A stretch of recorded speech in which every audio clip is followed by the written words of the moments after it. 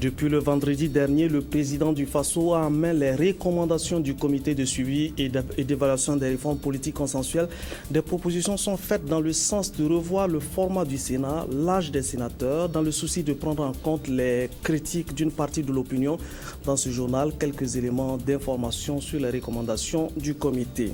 Les députés sur le site de la mine d'Essakan, les parlementaires sont sur le terrain en quête d'informations sur les recettes minières. Tous les acteurs ont été auditionnés sur le terrain. Au Sénégal, une femme prend les rênes du gouvernement. Elle s'appelle Aminata Touré, elle a 50 ans et elle était jusque-là ministre de la Justice. Elle promet l'accélération des actions pour répondre à la demande sociale qui attend des réponses dans un contexte de crise économique. Madame, Monsieur, bienvenue aux 20h de la télévision du Burkina. Le comité de suivi et d'évaluation de la mise en œuvre des réformes politiques consensuelles a remis son rapport ce 30 août au chef de l'État. Qu'ont-ils proposé de nouveau pour que l'institution Sénat, décriée par une partie de l'opinion, puisse être plus consensuelle en prenant en compte les critiques formulées à son encontre? La rédaction a réuni pour vous quelques informations sur les recommandations faites au chef de l'État. Depuis le 30 août dernier, le président du Faso est informé du contenu du rapport circonstancié produit par les membres du comité de suivi et d'évaluation de la mise en œuvre des réformes politiques consensuelles. À travers les déclarations du ministre d'État, ministre en charge des relations avec les institutions et des réformes politiques, le maintien de l'institution Sénat ne fait pas de doute. L'ensemble des composantes qui siègent au comité de suivi et d'évaluation ont affirmé leur adhésion à cette institution.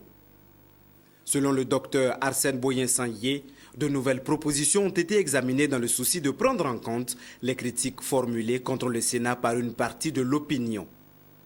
Il en est ainsi du format de l'institution qui aurait été ramené à 71 sénateurs selon des sources concordantes. Le nombre de sénateurs représentant les régions ainsi que ceux nommés par le président du Faso est revu à la baisse pour tenir compte des inquiétudes exprimées sur le coût du Sénat. Autre préoccupation qui aurait été prise en compte, c'est l'âge des sénateurs. Selon les statistiques, près de 80% de la population ont entre 15 et 35 ans. Par conséquent, il est proposé au président du Faso de revoir cette condition de 45 ans et 2 tranches d'âge sont soumises à l'appréciation du chef de l'État, soit 30 ou 35 ans. Le souci d'éviter un Sénat dominante CDP, le parti au pouvoir, est envisagé et pour ce faire, des formules sont proposées. La première législature, selon nos sources, s'annonce comme une période transitoire et exceptionnelle où des mesures politiques devraient être prises pour favoriser le pluralisme politique au Sénat. Ces propositions sont faites au chef de l'État qui avait sollicité ses avis du comité de suivi et d'évaluation des réformes politiques consensuelles dans le but de préserver l'unité nationale et de maintenir la tradition de dialogue qui caractérise les Burkinabés. On connaîtra certainement d'ici là la décision du président Blaise Compaoré, sans doute à la prochaine rentrée du gouvernement. Combien de francs les mines génèrent-elles comme recette au profit du budget de l'État? Les membres de la commission des finances et du budget veulent en savoir davantage. Ils étaient sur le terrain du 28 au 31 août sur la mine d'Essakan. Ils ont visité la mine et ils ont interrogé les différents acteurs. Oumarou Zungrana et Sylvain Vebamba ont suivi cette mission d'information du Parlement. Reportage. L'idée de la mine et de l'usine, rencontre d'échange avec les responsables de Ayamgol et Sakan SA, entretien avec des délégués du personnel, séance de travail avec les populations riveraines de la mine, visite de réalisation au profit des communautés auront meublé le séjour des députés membres de la commission des finances et du budget dans cette mine industrielle.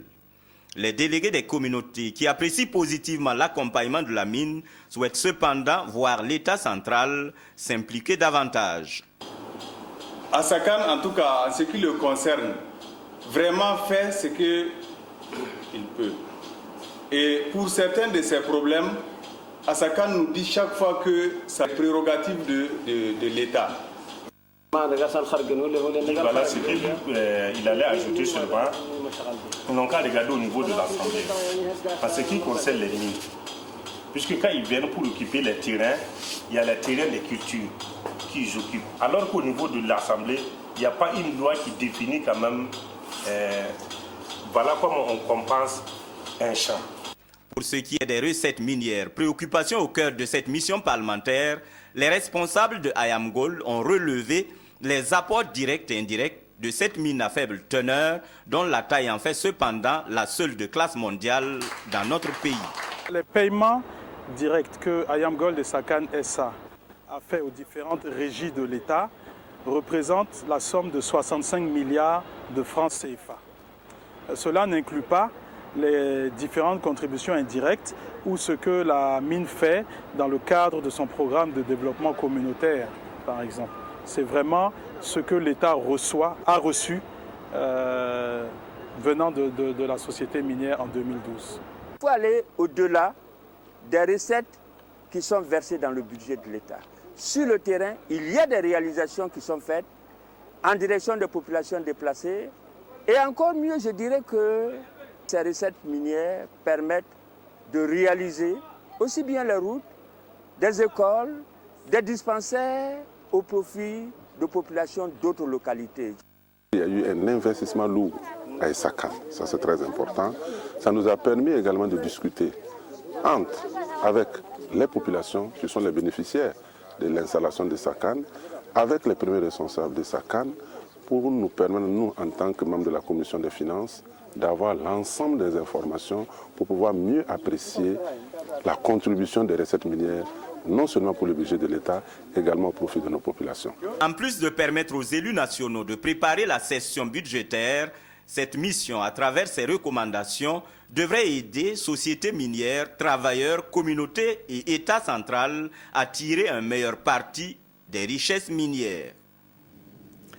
La gestion efficace des finances publiques, la modernisation des outils de pilotage de l'économie sont une quête permanente au ministère de l'économie et des finances.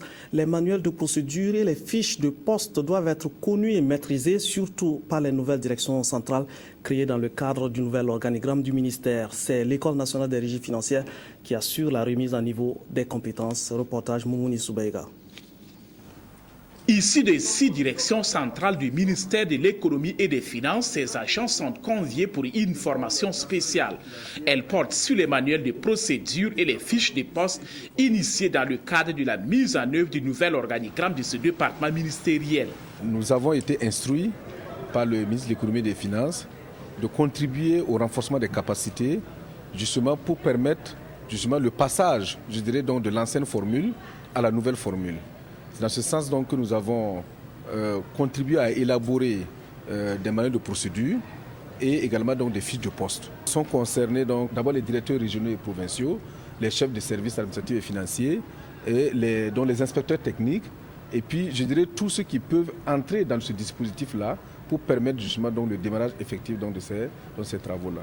La recherche de la performance et l'efficacité est le maître mot de ces réformes engagées ces dernières années au département de l'économie et des finances. Les manuels de procédure et les fiches de poste sont déterminants pour l'atteinte de ces objectifs et ces bénéficiaires de la formation seront chargés à leur tour de former les agents de leurs services respectifs.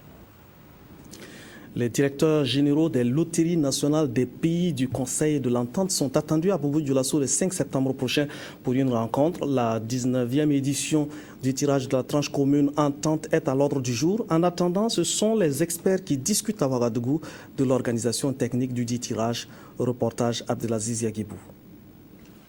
La 19e édition du tirage de la tranche commune Entente, prévue pour se tenir à Bobo-Dioulasso le 6 septembre prochain, connaîtra des innovations avec l'introduction d'un nouveau système de jeu qui devrait mieux répondre aux attentes des parieurs.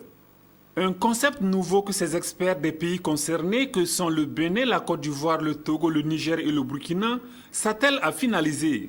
Pour le succès de cette 19e édition, initialement prévue pour se tenir en juin dernier, ces experts auront aussi à se pencher sur l'organisation technique. Nous avons 30 gagnants qui viennent donc des 5 pays et chaque gagnant devrait donc procéder à un tirage pour connaître son gain. Donc nous utilisons du matériel, et notamment une roue pour déterminer l'ordre de passage et ensuite une urne transparente dans laquelle sont mis les différents gains. Donc ce sont ces aspects-là. Est-ce qu'il faut s'assurer que la machine est en état de marche et comment est-ce qu'il faut faire en sorte pour que les gagnants puissent vraiment passer leur tour sans problème. Le nouveau concept de jeu qui sera finalisé au cours de ces travaux sera soumis au directeur général de l'autorité nationale, membre du Conseil de l'Entente pour adoption le 5 septembre prochain à Bobo-Dioulasso. Dans la région des Cascades, le ciel a mis du temps à arroser la terre de sa bienfaisante pluie. De la fin du mois de mai à la fin du mois de juin, les producteurs ont scruté vainement le ciel en quête de pluie pour semer, pour labourer ou pour consolider les quelques semis réussis. Une campagne difficile, mais les producteurs se veulent optimistes. Reportage en Hadi Sandamba. Dans la région des Cascades, la campagne agricole 2013-2014 a connu une installation tardive de la pluviométrie, ce qui a entraîné de nombreux échecs de semis, surtout au niveau du coton. Et sur le terrain, les réalités sont là. Sur une même superficie, pendant que certains cotonniers sont en fin de cycle, d'autres par contre sont toujours au stade de montaison. À partir du fin mai, on a commencé à semer. Quand il y a un peu de pluie seulement, on sème. Donc, chaque réunion, on parle aux producteurs de ne pas se croiser les bras, de se mettre au travail pour rattraper les coins vides. Nous, les membres du GPC Yerenyini, nous collaborons étroitement avec ceux du GPC Sababounouma. Cela y va de nos intérêts car nous échangeons nos expériences. Malgré la mauvaise pluviométrie, nous avons tenu à emblaver les superficies prévues. Et il y a des gens qui sont allés à semer jusqu'à 4 fois. Dieu merci, aujourd'hui tout va bien et il y a de l'espoir. Une détermination des producteurs qui leur a permis d'emblaver 81% des superficies prévues dans cette partie du Burkina Faso. Avec une situation difficile, ils se sont armés de courage pour réaliser, je dirais, 72 000 hectares pour une prévision de 90 000 hectares. Avec la reprise du mois d'août, nous demeurons convaincus que si les producteurs mettent l'accent sur les entretiens culturels, et si les producteurs traitent les parcelles à temps, si on fait le désherbage à temps, et ceux qui n'ont pas encore appliqué les engrais, l'urée surtout, s'attellent à mener ces activités à bien, nous pensons que nous pouvons travailler pour améliorer nos rendements. En termes de rendement donc, ce sont 80 000 tonnes qui sont attendues dans la région cotonnière de Banfora pour la présente campagne. Et pour y arriver, les différents acteurs comptent désormais sur Dame Nature pour une bonne fin de pluviométrie. Le médiateur du Faso présente dans les Cascades les innovations qui ont été introduites par la loi du 16 mai dernier. C'était au cours d'une conférence publique à laquelle ont assisté des responsables religieux et coutumiers, des chefs de service. Christophe Da. Après 18 ans de fonctionnement, l'institution médiateur du Faso est en quête de visibilité. Ce vendredi 30 août, l'auteur a animé une conférence publique. Au menu des échanges, la présentation du médiateur du Faso et les dispositions de la nouvelle loi organique adoptée le 17 mai dernier, régissant désormais l'institution. Entre autres innovations, nous avons les propositions de réformes qui ont été renforcées, réformes administratives, réglementaires et législatives. Nous avons aussi l'autosaisine qui a été renforcée et le médiateur du Faso devrait désormais, à sa prise de fonction, prêter serment. D'après le conférencier, les innovations apportées visent à renforcer l'institution et à la préserver d'éventuelles initiatives de modification ou de suppression afin qu'elle puisse au mieux exercer son rôle de contrôle non juridictionnel et de haute magistrature d'influence auprès de l'administration. Un rôle jusque-là pas très connu des usagers du service. Je pense que l'information en valait la peine, la conférence en valait la peine pour que chaque citoyen, chaque administré puisse être encore plus proche de l'administration afin qu'on puisse régler en tout cas tout conflit qui pourrait subvenir. Cette conférence est la bienvenue, alors, en ce sens qu'elle nous a permis d'actualiser nos connaissances en la matière de médiation, de contentieux qui naissent au niveau de l'administration. Venu des Hauts-Bassins, le conférencier continue sa tournée et devrait déposer sa valise la semaine prochaine dans la région de l'Est. À Dori, les encadreurs pédagogiques préparent la rentrée scolaire 2013-2014 par la concertation autour de la recherche-action en éducation au service de management des CEB et les centres d'éducation de base dans le but d'influer positivement sur les résultats scolaires. La conférence pédagogique réunit les conseillers et les inspecteurs de l'enseignement de la région du Sahel. Le reportage de Sylvestre Oda. À Doli, les conseillers et inspecteurs pédagogiques des différentes circonscriptions d'éducation de base de la région du Sahel, réunis à l'occasion de la traditionnelle conférence annuelle des encadreurs pédagogiques, marquent un temps d'arrêt pour tirer des enseignements de l'année scolaire écoulée et voir ensemble comment réussir celle à venir.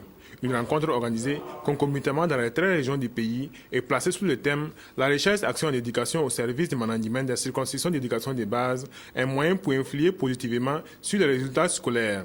Il s'agit d'encourager ces encadreurs pédagogiques à la réflexion dans l'action, à l'innovation et à l'entrepreneuriat. Tous les problèmes ont leur solution d'abord à la base. Et c'est ce que nous voudrions que les différents encadreurs pédagogiques puissent s'approprier, afin qu'ils puissent déjà trouver les réponses à leurs questionnements avant de porter, bien sûr, les questions qui les dépassent un peu plus haut. Les travaux sont prévus pour durer 4 jours. 4 jours au cours desquels les participants auront droit à plusieurs communications suivies d'échanges directs et sans tabou. Le transfert du poste maire au ministère en charge de l'éducation est aussi à l'ordre du jour des travaux. La mise en œuvre réussie du processus dépendrait en grande partie de ces cadres à la base. Le MERS doit donc récupérer une bonne partie de ces établissements. Le MENA, pour cette rentrée, doit pouvoir identifier des salles de classe pour accueillir les enfants du 6e. Et cela se fait au niveau de la base. La conférence annuelle des encadreurs pédagogiques de la région du Sahel, édition 2013, bénéficie du parrainage du ministre Baba Ama. Si nous avons accepté accompagner aujourd'hui ceux de la région du Sahel, c'est pour leur apporter nos encouragements, les féliciter pour le travail qui a été fait et surtout leur dire que la quête de l'excellence est une quête permanente. Autorités et participants à l'occasion se sont félicités pour les résultats scolaires auxquels est parvenue la région du Sahel cette année au certificat d'études primaires. Le Sahel a en effet rompu avec l'éternelle position de l'antenne rouge en se classant 10e sur les 13 régions. Malgré tout, les défis de l'éducation demeurent énormes dans cette région. C'est dire donc que les conclusions des travaux de cette rencontre sont attendues avec intérêt.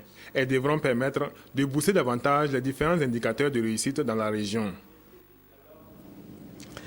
Le projet BKF avait fait de l'alphabétisation son cheval de bataille. Il a pris fin le 31 mars dernier. Le ministre délégué Amadou Diamdjouga Diko, accompagné de techniciens, était dans la province du Houé pour mesurer les impacts de ce projet. Reportage Anhadi Sandamba. Le ministre Amadou Diamdjouga Diko sur les traces du projet BKF 014 dans la province du Houé. Accompagné de techniciens et de ses plus proches collaborateurs, le ministre délégué chargé de l'alphabétisation vient constater l'impact du projet sur la vie des populations. De Taga dans la commune rurale de Péni à l'Union provinciale des associations de promotion de l'alphabétisation UPAPA du Houé, en passant par le CBNF, le centre d'éducation de base non formelle du 2e arrondissement de Bobo-Dioulasso, la délégation a pu toucher du doigt les réalités de l'après-alphabétisation. Des réalités qui demeurent peu reluisantes au regard des obstacles que rencontrent les alphabétisés dans leur mission de lier désormais alphabétisation et production. Nous avons discuté également en salle avec les UCAPA et nous avons convenu que désormais de mettre en place un cadre régional pour réfléchir sur ces questions et de voir dans quelle mesure accompagner les activités d'alphabétisation, mais aussi de voir s'il était possible également de mettre en place, d'envisager la tenue d'un forum pour diagnostiquer les difficultés en vue de donner des solutions idoines aux problèmes qui se posent à la promotion de l'alphabétisation. Mais en attendant cela, le ministre Amadou Diamdjouga Diko a remis du matériel et un soutien financier aux différentes structures visitées. Toute chose qui, selon lui, devrait permettre de résoudre un certain nombre de difficultés et, partant, participer à la redynamisation de l'alphabétisation au pays des hommes intègres. Stimuler le goût des filles pour les sciences, c'est l'objectif que vise l'UNESCO à travers un camp scientifique que l'organisme a organisé au profit de 40 filles venues des 13 régions du Burkina. Le camp s'est tenu au collège des filles de Kolgnaba. Reportage Bouma Ernest Nebier et Frédéric Etienne Bassenga. Choisis par l'UNESCO en raison de leur performance dans les matières scientifiques, ces participantes à ce camp d'excellence en sciences sont venues des 13 régions du Burkina Faso. Durant une semaine, elles ont bénéficié de cours théoriques en mathématiques, en physique-chimie et en sciences de la vie et de la terre. Des sessions d'initiation en informatique ainsi que des sessions d'apprentissage de quelques métiers leur ont été également dispensées. Nous avons choisi des types d'expériences qui peuvent permettre à ces filles-là d'apprendre des métiers. Si vous prenez par exemple la saponification, qu'on le dit scientifiquement, c'est tout simplement la fabrication du savon. Alors c'est un cours qui est vu en classe de terminale, qu'on appelle acide-base. Donc ce cours est fait de sorte que les filles puissent manipuler avant la classe de terminale, qu'elles puissent bien comprendre ce chapitre-là. En même temps, elles apprennent de côté ce qu'on appelle la fabrication du savon. Ça, par exemple, c'est un métier que chacune, quand elles vont rentrer chez elles, elles pourront chacune, par exemple, fabriquer du savon, soit pour la famille, aussi pour montrer à leurs camarades, voire même commercialiser. Les bénéficiaires de ce camp vacances ont salué l'initiative qui va contribuer à les rendre plus opérationnels à l'école et dans la vie. Ça va nous aider et puis c'est plus économique. C'est plus économique et comme c'est nous-mêmes on a fait, ça nous aide, c'est vraiment économique. On a appris à fabriquer le savon liquide, le savon solide et l'eau de javel et du vinaigre. Et je tiens vraiment à remercier l'UNESCO, ISESCO qui ont mis ce camp en place. Les formateurs de ce camp vacances de l'UNESCO ont émis le vœu que cette initiative soit pérennisée afin que d'autres filles puissent en bénéficier. La jeunesse des Assemblées de Dieu ont également célébré l'excellence en récompensant les meilleurs élèves et étudiants. Le meilleur projet d'entreprise de l'année a été également primé. Cette initiative vise à amener les jeunes d'église à cultiver l'excellence dans leurs actions. Bouma Ernest Nebier et Oumou Sissi. Initiée par l'association jeunesse des Assemblées de Dieu JAD, la soirée de l'excellence vise à susciter chez les jeunes élèves et étudiants l'esprit de l'entrepreneuriat et de l'excellence. Pour les élèves, nous demandons au moins 1 à 2 mois à l'avance, demandons à tous les élèves et tous les étudiants de l'Église d'apporter leur relevé de notes de fin d'année. Et le jury se contente simplement de les classer par ordre de mérite, quel que soit l'établissement. L'entrepreneuriat, c'est, comme on l'a dit, il y a un canevas qui est donné. Et nous avons un jury composé des gens vraiment du métier dont c'est vraiment le travail. Et ces gens-là ont élaboré un canevas. Et nous soumettons ce canevas 2 mois à l'avance aussi. Et tous les jeunes qui veulent en tout cas soumettre un projet d'entreprise, ils prennent ce canevas et ils rédigent leur projet selon en tout cas les indications qui sont précisées sur ce canevas. Au total, 7 prix ont été décernés au cours de cette 4e édition de la soirée de l'excellence. Le prix du meilleur élève du primaire a été décerné à Ouedraogo Jessica de la classe de CP. Le prix du meilleur élève du poste primaire est allé à Minungu Guédalia de Sacré-Cœur de Dapoya. Yanogo Sephora du groupe scolaire Sainte-Famille gagne le prix du meilleur élève du secondaire. Quant au prix du meilleur baccalauréat, il est revenu à Ouedraogo Prisca du lycée Bethesda. Yanogo Benaja de l'IAM s'est vu octroyer le prix du meilleur étudiant. Le prix du meilleur projet d'entreprise est allé à Kabouré Marie-Rosine pour son projet de secrétariat public. Je remercie le Seigneur pour le prix que j'ai obtenu ce soir. Vraiment, je ne m'y attendais pas trop. Je suis très heureuse. Ça me pousse à mieux travailler pour que prochainement aussi on me prime mon nom. Donc franchement, c'est une joie. Cette soirée de l'excellence a aussi servi de cadre pour lancer le bulletin trimestriel de la JAD intitulé Graines de Sénévé. Ce journal entend publier des messages d'adoration de Dieu. Une colonie de vacances islamiques, 170 élèves ici d'écoles laïques ont pris part à 2 semaines d'activités de vacances, au programme desquelles l'apprentissage de quelques sourates du Saint-Coran était en bonne place. Ils ont également été raffermis dans les règles, enseignées par l'islam. Reportage Seydou Zon et Ramatou Zida.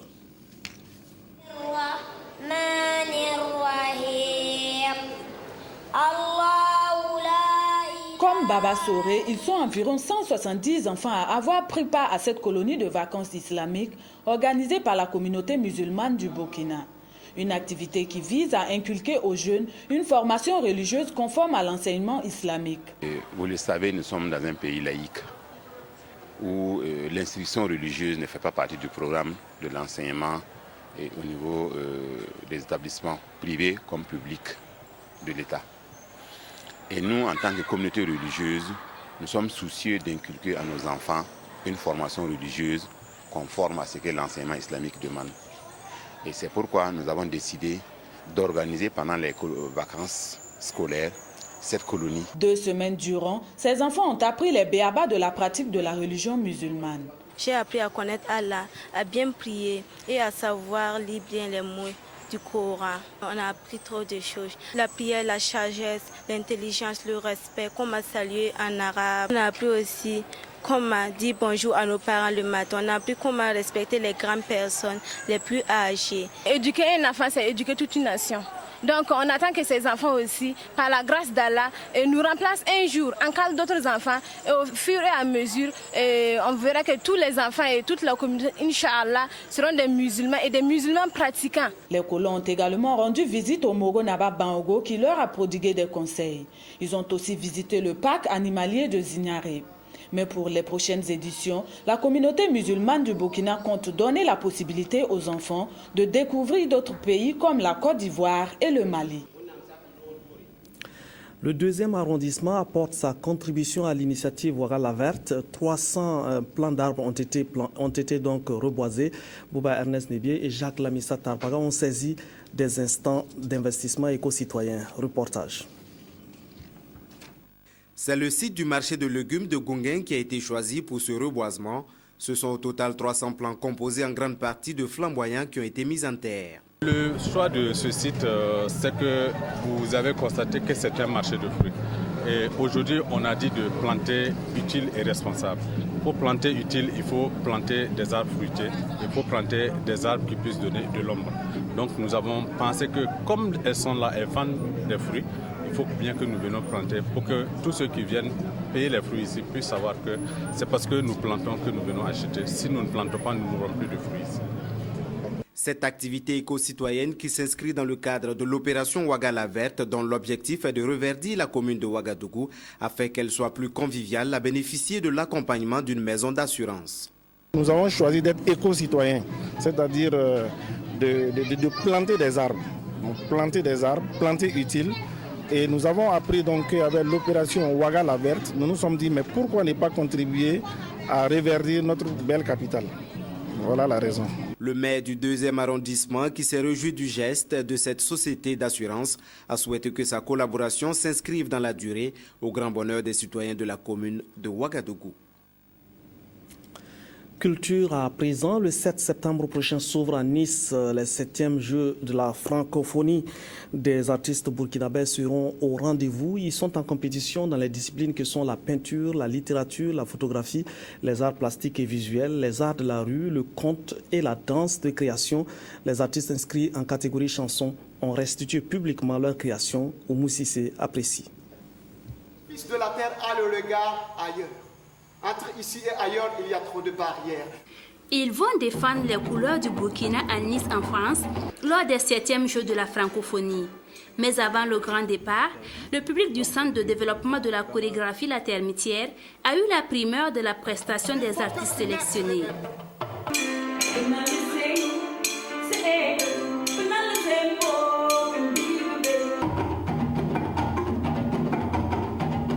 Nous avons eu quelque chose de très beau.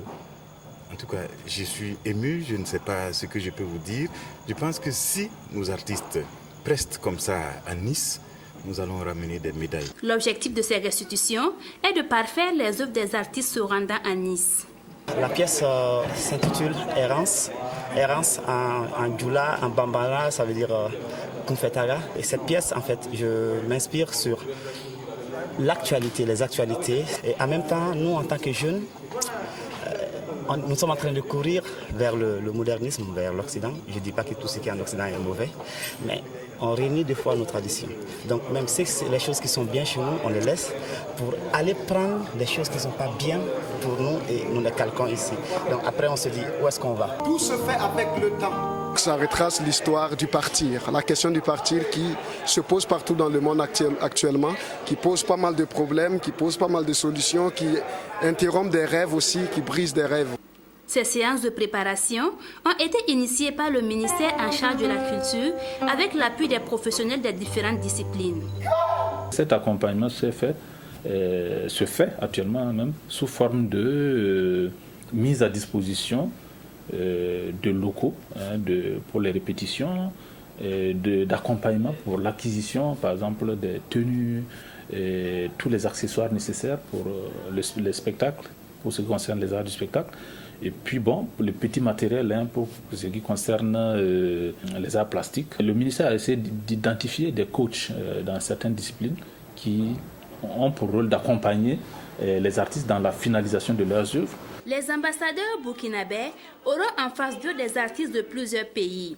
À ces Jeux, le Burkina va compétir dans les catégories peinture, photographie, littérature, arts plastiques et visuels, art de la rue, chansons, contes et danse de création. Les artistes se disent confiants, même si pour eux on ne finit jamais de se perfectionner dans le domaine de l'art.